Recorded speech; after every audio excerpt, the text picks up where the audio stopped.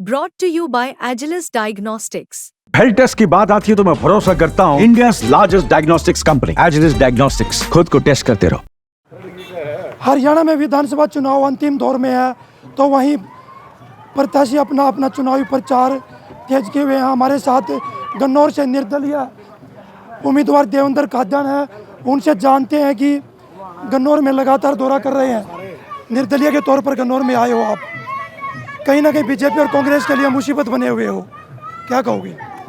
देखिए, मुसीबत बन गई है कांग्रेस बीजेपी के लिए। गन्नौर हल्के की जनता जिनकी इच्छाएं थी, जिन्होंने इतने दिन तक एक ऐसे नौजवान को काम करते हुए देखा था, जिनके सपने टूटे, एक ऐसे आदमी को टिकट दे दी जिसने पार्टी के लिए मुखालफत की, उसको हरवाया, और उस नौजवान को जिसने जी जान से पार्टी के लिए खून पसीने से पार्टी को खींचा, उसको पार्टी ने उसकी मजदूरी देने से मना कर दिया। ये गुस्सा है, आक्रोश है। और जैसे मैंने कहा था, चुनाव तो हरियाणा में 90 सीटों पे है, गन्नौर में चुनाव के साथ साथ यहाँ आंदोलन है, और ये आंदोलन इस तरीके का है। आज ये जोश और आप देख रहे हो आक्रोश। आप एक मैनिफेस्टो लेकर गन्नौर की जनता के लिए आए, उसमें क्या क्या वादे, आपने बड़े बड़े वादे गन्नौर की जनता से किए हैं? देखिए, उस मैनिफेस्टो में कुछ भी नया नहीं है। जो 8.5 साल से मैंने गन्नौर की जनता के लिए संस्था के माध्यम से जो कार्य किए थे, चाहे वो एजुकेशन से रिलेटेड हो, चाहे हेल्थ से रिलेटेड हो, एम्प्लॉयमेंट से हो, डेवलपमेंट से हो, वो सारी चीज़ें उसके अंदर हैं। एक सुंदर गन्नौर, नवीन गन्नौर कैसा बने, कैसा सुंदर बाईपास हो, ड्रेनेज सिस्टम ऐसा हो, हमारा रेलवे स्टेशन का नवीनीकरण हो, बस स्टैंड का नवीनीकरण हो, कम्युनिटी सेंटर हो, हमारे पार्कों का अपग्रेडेशन हो, हमारे जगह जगह पर महिलाओं के टॉयलेट हो। बहुत सारी चीज़ें ऐसी हैं जो गन्नौर के लिए हैं। विशेष तौर पर रोज़गार के लिए, बच्चों के लिए, जो हमारे युवा साथी हैं, उनके युवाओं के लिए रोज़गार के लिए हमने एक नए तरीके से डिज़ाइन तैयार किया, जो हमारी कंपनियां हैं, इन्वेस्टर जो आए हैं, ताकि प्रायोरिटी से हमारे युवाओं को नौकरी मिले। गन्नौर में दीपेंद्र हुड्डा कांग्रेस के नेता आए थे, और कुलदीप शर्मा भी कह रहे हैं कि वोट काटू हमारे बीच में घूम रहे हैं।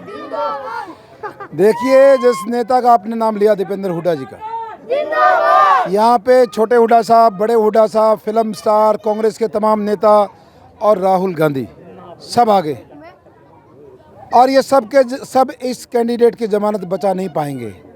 गन्नौर ने मन बना लिया है इनको बाहर का रास्ता दिखाने के लिए। सारे नेता आ गए, अब एक दिन बचा हुआ है। अब उम्मीद यह है कि अमेरिका का राष्ट्रपति इसके लिए वोट मांगेगा, और उसके अलावा इसकी जमानत कोई बचाने वाला इसको नज़र नहीं आता। शायद उसके लिए भी निवेदन करना पहुंच जाए कि मेरी ना हुड्डा साहब से जमानत बची, ना राहुल गांधी से जमानत बची, कृपया करके अमेरिका का राष्ट्रपति बुलाया जाए। कांग्रेस के उम्मीदवार कह रहे हैं लगातार कि बीजेपी के उम्मीदवार हैं, खट्टर साहब के चाहते हैं, वो मैदान में हैं, उनसे मिले हुए हैं। देखिए, वो मुझे कहते हैं ये बी प्लान है, सी प्लान है, डी प्लान है। मैं कहना चाहता हूँ, मैं गन्नौर हल्के की 36 बिरादरी का मैं ए प्लान हूँ, और नंबर 1 पे रहकर गन्नौर को बदलेंगे, गन्नौर की 36 बिरादरी के लिए काम करेंगे। बी प्लान वो होता है जो जिसकी पीठ में छुरा घोंपता है। हुड्डा साहब की पीठ में छुरा किसने घोंपा? बीजेपी की पीठ में छुरा किसने घोंपा? ये दोनों कैंडिडेट बीजेपी और कांग्रेस के, इनको इसलिए इनाम मिला है, इन्होंने अपनी पार्टी के लिए बहुत बड़ी वफादारी की है। इसलिए नौकरियों को लेकर कुलदीप शर्मा के बेटे की भी वीडियो वायरल हुई, कही कि पर्ची मेरे पास लेकर आना, मैं नौकरी दूंगा। और कुलदीप शर्मा ने कहा कुछ हमारे हिस्से की नौकरियां हैं, वो हम आपको देंगे। ये वही पर्ची हैं जो आज से 10 साल पहले चली थी। वो पर्ची उसी आदमी को मिलती है जो वहाँ पर 20 लाख 50 लाख दे के जाएगा। पैसों की गठड़ी उतारनी है और वो पर्ची बदले में मिलेगी। वो चाहते हैं गरीब के बच्चे का, जो दलित के बच्चे हैं, बैकवर्ड के बच्चे हैं, उनकी नौकरियों का हक खाकर पैसों में नौकरी बेची जाए। आज अब से पहले दोनों बाप बेटा नौकरियां बेच रहे हैं, लोगों को कह रहे हैं कि मेरे घर से पर्ची निकलेगी और नौकरी मिलेगी। पहली बात तो इलेक्शन कमीशन पे को इस पे संज्ञान लेना चाहिए। दूसरी बात, ये जनता बहुत अच्छे से समझती है, जब उनका कांग्रेस में कार्यकाल था, सारी की सारी नौकरियां पैसों में बेची गई और इन्हीं पर्चियों के साथ बेची गई। वही इनकी आदत पड़ी हुई है, उन्हीं पर्चियों का जिक्र कर रहे हैं। बीजेपी के कुछ नेता कह रहे हैं कि एक ढाबे चलाने वाला इतना बड़ा स्टार कैसे बन गया, हम उसको देखेंगे। देखिए, जिन्होंने ये बात कही उनको इस बात की दिक्कत है कि आज ये गन्नौर हल्के की 36 बिरादरी उसके साथ क्यों खड़ी है। उसको ढाबे नज़र नहीं आए। ढाबे तो तब नज़र आए जब गन्नौर ने मन बना लिया कि इन दोनों लोगों की जमानत जब्त कराएंगी। फिर उनको ढाबे भी नज़र आ गए, फिर उनको देवा एम्बुलेंस में शराब भी नज़र आ गई, फिर उनको कादियान गुंडा भी नज़र आ गया। तो ये सारी चीज़ें 5 तारीख को बंद हो जाएंगी जब गन्नौर हल्के की जनता इन दोनों का इलाज करेगी। और विधानसभा में सबसे बड़ी जीत हरियाणा में गन्नौर की होने वाली है। देवेंद्र जी, हमारा लास्ट सवाल है, गन्नौर के लिए क्या विजन है आपका? देखिए, नया गन्नौर, नवीन गन्नौर, मेरे सपनों का गन्नौर, जिसमें शानदार गन्नौर में बाईपास हो ताकि जाम की स्थिति ना रहे, हमारा ड्रेनेज सिस्टम बेहतर हो ताकि सड़कें ना टूटें, हमारे बच्चों के लिए एक भवन होना चाहिए कॉलेज का।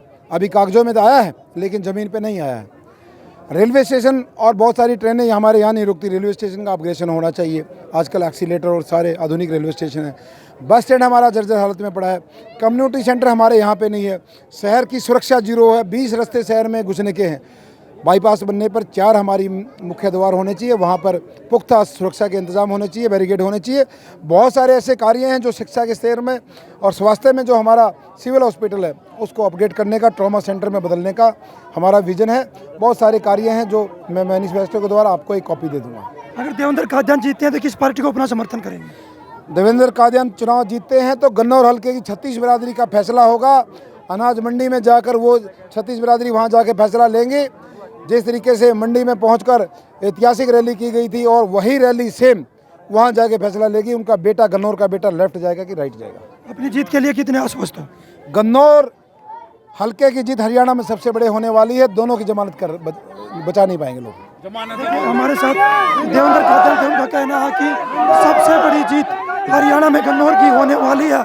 अब देखना होगा गन्नौर की जनता किसको अपना नेता चुनकर विधानसभा भेजेगी। सोनीपत से पवन राठी, हरियाणा तक।